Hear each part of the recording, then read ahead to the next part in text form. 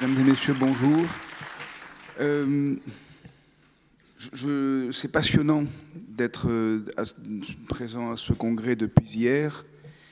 Ça le devient encore plus fortement maintenant. Vous constaterez dans ce que je vais proposer qu'il y a des points qui sont extrêmement proches, bien que dits d'un autre angle, de ce qui vient d'être proposé par Dominique Genelot et par Daniel Favre à l'instant. Je trouve utile de mentionner ceci. J'ai le grand honneur d'être titulaire de la chaire Edgar Morin de la complexité à l'ESSEC. Et la raison pour laquelle je l'évoque, c'est que je représente en quelque sorte, en partie, le monde économique. L'ESSEC est une école de commerce, d'économie et de commerce. Et on a dit hier, et malheureusement à juste titre, Edgar Morin a souligné hier le simplisme dont nous sommes victimes et qui nous vient de manière très puissante, très prégnante, très contraignante de l'économisme, et dans l'économisme contemporain, sans aucun doute, d'une domination très unilatérale et extrêmement problématique, d'un néolibéralisme sans scrupule, mais peut-être sans conscience de soi. Je ne dis pas qu'il est irresponsable ou du coup excusable, mais il y a une vraie difficulté. Donc si je l'évoque, c'est qu'il y ait une chaire Edgar Morin dans une école de commerce, je pense, est le signe d'un effort assez fondamental de rassembler les choses. Et sur ce plan, je souhaite remercier Edgar Morin et Jean-Michel Blanquer de m'avoir confié la responsabilité de la chaire Edgar Morin au sein de l'ESSEC, qui est un enjeu ou une gageure sur certains plans. Ce que je voudrais signaler, c'est que ce que je suis en train d'évoquer ne concerne pas seulement certains lieux où l'on est simpliste, et la thèse que je voudrais défendre ici, mais je pense qu'on en est tous conscients, c'est que nous sommes tous, et je me permets d'insister, y compris ici dans cette salle, et j'étais très très ému par cette extraordinaire clarté d'Edgar Morin que nous connaissons tous et reconnaissons lorsqu'il a évoqué son hésitation à propos de l'entrée en résistance. Et je crois que dans cette perspective, on peut penser, nous sommes tous potentiellement simplistes. Tous. Et je souhaite préciser pourquoi. Ensuite, comment nous sommes potentiellement simplistes. Je dis bien potentiellement. Quels sont les enjeux concernant l'éthique dans cette possibilité de simplisme, et enfin, comment on s'en sort. Donc, 4 moments. Et je ferai tout pour me conformer exactement au temps qui m'est imparti. Il n'y a plus que 12 minutes, je crois. Le premier point, c'est pourquoi. Je pense que c'est très important de dire très simplement, et Daniel Favre vient d'évoquer certains éléments avec une compétence que je n'ai pas, donc je le dis très humblement, mais simplement parce qu'il faut bien vivre. Alors ma formulation renvoie peut-être plutôt à la notion de survivre qu'a évoqué Edgar Morin tout à l'heure. Mais je souhaite utiliser le milieu économique du capitalisme libéral pour rendre concret ce que je suis en train de dire, et je vais retrouver certains éléments liés à la notion de court terme qui vient d'être évoquée. C'est important d'imaginer ceci. Je fais de la formation permanente et c'est à titre de témoignage que je vous le dis. Dans les entreprises, quand il y a des actionnaires exigeants, pour plaisanter, on dit en français qu'en gros, les demandes sont pour avant-hier, mais si on n'est plus lucide, c'est pour maintenant. Et donc, il faut donner le meilleur de soi-même tout de suite, tout le temps et de manière visible. Ça, c'est le court terme. Et c'est important à noter que si on est soumis à une injonction de cet ordre-là, il est évident qu'on va se permettre le moins d'hésitation possible.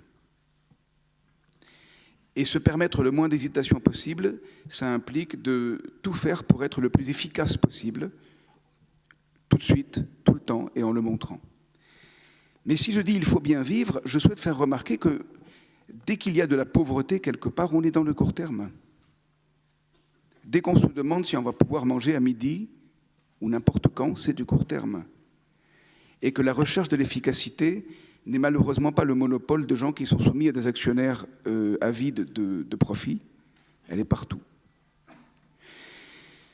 Et le court terme devient très très rapidement du court-termisme. Maintenant, je pense qu'il est important de creuser l'enjeu. Je passe au comment. Comment est-ce qu'on est simpliste ? Je suis en train d'aller dans la direction du fait qu'être simpliste, c'est être court-termiste. et vouloir être efficace immédiatement, tout de suite, tout le temps, le montrer, etc. Une observation attentive des organisations, et pas seulement des entreprises privées, pas seulement des ONG, mais aussi de ce que pourrait être une vie familiale, également des États, je pense, peut faire observer ceci. Je vais utiliser un vocabulaire organisationnel et de gestion quelques instants pour illustrer un peu mon propos. C'est très important d'avoir à l'esprit qu'on ne devient compétent, un des signes du fait que l'on sait faire quelque chose, et c'est un signe tout à fait important, c'est qu'on n'a pas besoin d'y penser pour le faire. J'ai vu hier un film que je recommande à tout le monde, dont j'utilise le cas réel dans mes cours. C'est le film Sully qui raconte l'amérissage miraculeux, peut-on dire, de cet avion de l'US Airways en 2009. Et c'est très intéressant d'observer comment se joue la compétence des pilotes.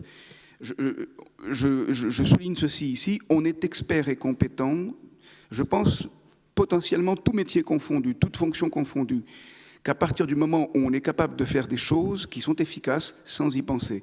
Comment est-ce qu'on parvient à ça? Très simplement par la pratique. Et la pratique d'intériorisation de normes, pensons par exemple au fait de conduire une voiture, etc. On apprend la théorie et à force de répéter en pratique la conduite, dûment accompagnée, on intériorise la pratique qui passe du niveau de la réflexion au niveau des réflexes. Et un réflexe, par définition, on n'y pense pas, et heureusement. Il y a parmi nous des chirurgiens, dont Alexandre Pomposo, qui a présenté hier, qui est intervenu hier sur la question du temps. Je pense qu'on ne peut qu'en confirmer ceci. Il ne faut pas aller se faire opérer par des chirurgiens qui n'opèrent pas assez. Et pourquoi? Parce qu'ils n'ont pas le bon réflexe. Et ça, c'est très connu en médecine. C'est-à-dire qu'il faut exercer constamment une compétence pour qu'elle reste efficace. Ceci, c'est le premier aspect des choses. On est efficace quand on ne pense pas à ce que l'on fait. Donc, pourquoi est-ce qu'on est simpliste? Parce qu'il faut bien vivre ou il faut survivre. Deuxièmement, comment on est simpliste? Parce qu'on ne pense pas à ce que l'on fait, on le fait. Évidemment, je passe au troisième point. Du point de vue éthique, ça pose des problèmes considérables et il n'est que de constater que si on ne pense pas à ce que l'on fait, on est dangereux. C'est du bon sens. Et nous passons depuis hier 2 journées à penser, à réfléchir, à interroger. Là est l'éthique. Mais il est important de noter que s'il n'y a pas de réflexe, il n'y a pas de vie. Non seulement une vie biologique, mais aussi une vie organisationnelle, une vie de tous les jours. On a besoin de réflexes. Philosophiquement, je dirais volontiers, il y a une nécessité ontologique des routines. En même temps qu'il y a, et on est au cœur de la complexité, parce que là c'est de l'antagonisme frontal, il y a une nécessité ontologique de quitter les routines, en même temps que pourtant de les exercer. Ça veut dire qu'on a une contradiction, une tension ici qui innerve la question de l'efficacité, qui est « il faut faire des choses » telles qu'on les a toujours déjà faites, comme ça a été dit à l'instant, sans y penser. Et en même temps, il faut prendre distance. Donc il faut passer dans la rue et se regarder par la fenêtre tout le temps, en même temps. Et c'est sans doute la condition de l'éthique, ou l'une des conditions fondamentales de l'éthique. L'enjeu s'aggrave si on constate la chose suivante, et que j'articulerai autour du dicton qui ne dit mot consent. Si quelqu'un fait quelque chose et n'est jamais contesté par personne, à force de faire quelque chose sans contestation, il est fort probable que la pratique va provoquer une intériorisation du sentiment qui est que, puisque je ne suis pas contesté, alors c'est que les autres consentent. Et si les autres consentent à ce que je fais, c'est que ce que je fais est bien, que je le fais bien, et que je suis la bonne personne pour le faire. Autrement dit, le silence collectif favorise l'intériorisation de la certitude d'être dans le bien, dans le droit chemin. Là, on est au cœur de l'enjeu de l'éthique. Ça veut dire par là que tant qu'il n'y a pas de contestation, tant qu'il n'y a pas de résistance à l'efficacité silencieuse, tant qu'il n'y a pas d'émergence du langage, de la réflexion, il peut y avoir des dérives fondamentales ou atroces même, comme ça a été dit à cette propre table tout à l'heure en commençant. Et le point ici, c'est que cette atrocité potentielle est inscrite au cœur même du quotidien. On est très proche de ce que Hannah Arendt a appelé la banalité du mal. On est très proche parce qu'il y a cette conviction que l'efficacité, c'est le bien, problème discuté depuis Platon au moins, et l'efficacité, ça peut être celle d'un tortionnaire comme l'a été Eichmann. Et donc l'enjeu est tout à fait fondamental de faire émerger la parole au sein des organisations, quelle qu'elle soit, que ce soit une famille, que ce soit une entreprise, que ce soit un État, que la parole soit libre, comme elle l'est ici dans ce congrès, évidemment par excellence.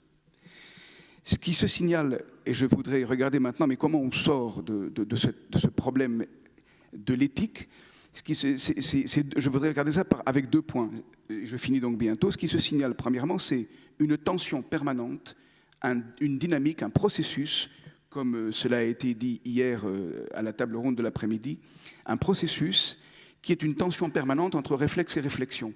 L'apprentissage des compétences est un passage de la réflexion théorique, consciente, réfléchie, volontaire, délibérée, au réflexe spontané, pratique, efficace, potentiellement inconscient, silencieux. Et retour, une émergence du questionnement sur la base des réflexes en direction de la réflexion. Ce qui est très difficile, mais c'est faisable. Et il y a des méthodes, des moyens de faire en gestion des personnes pour favoriser qu'individuellement et collectivement émerge une capacité de question au sein d'un collectif. Mais ce qui se signale derrière ce que j'évoque ici, c'est quelque chose qui nous fait identifier peut-être 3 définitions de l'éthique. La première définition, c'est « il faudrait faire les choses bien ». Ça, c'est une définition théorique, consciente et volontaire, qui tient de la réflexion. Mais la deuxième, et on rejoint le génie des langues latines et grecques, c'est l'éthique comme comportement. C'est l'éthos. Et je l'ai évoqué en disant, si personne ne me conteste, je vais progressivement éprouver le sentiment, très inconscient mais très actif, que ce que je fais est bien. Autrement dit, mon éthique va émerger de mes pratiques tant que le silence m'entoure. Je fais bien ce que je dois faire. Je vais déduire très inconsciemment, mais très profondément et en pratique, que ce que je fais est bien parce que personne ne me dit non. Ça, c'est le deuxième aspect de l'éthique. Et donc, on a 2 définitions de l'éthique. Une qu'on pourrait qualifier de normative, il faut faire ceci, cela. L'autre qui renvoie à l'étymologie, ethos, par un vécu en silence et entouré d'approbation, ne serait-ce qu'implicite, je suis dans l'éthique, aucune n'est suffisante. C'est leur rapport qui est en jeu.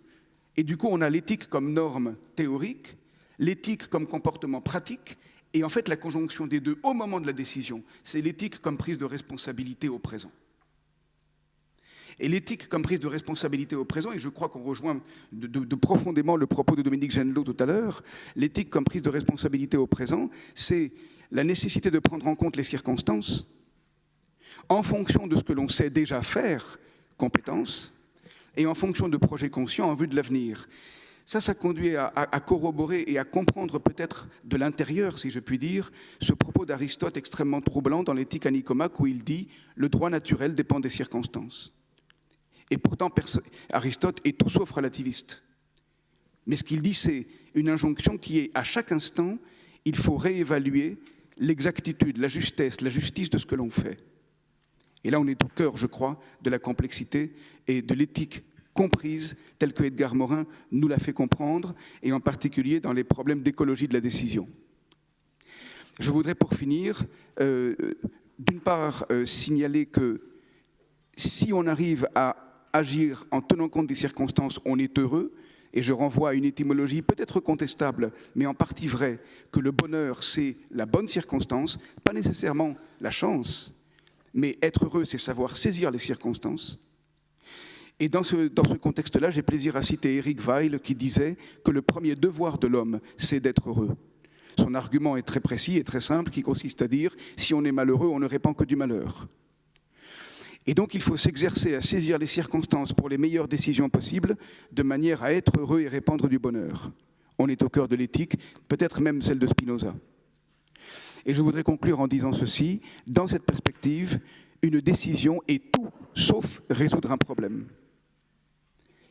Sauf résoudre un problème, parce que le problème que l'on résout, il est déjà connu. La décision, elle implique de problématiser en fonction des circonstances. Et que fait Edgar Morin en nous aidant, si ce n'est problématiser l'ensemble de la culture mondiale en direction de son avenir? Moi, je l'en remercie vivement et je crois qu'on le fait tous. Et nous sommes ici en train de tenter d'assurer la suite. Merci.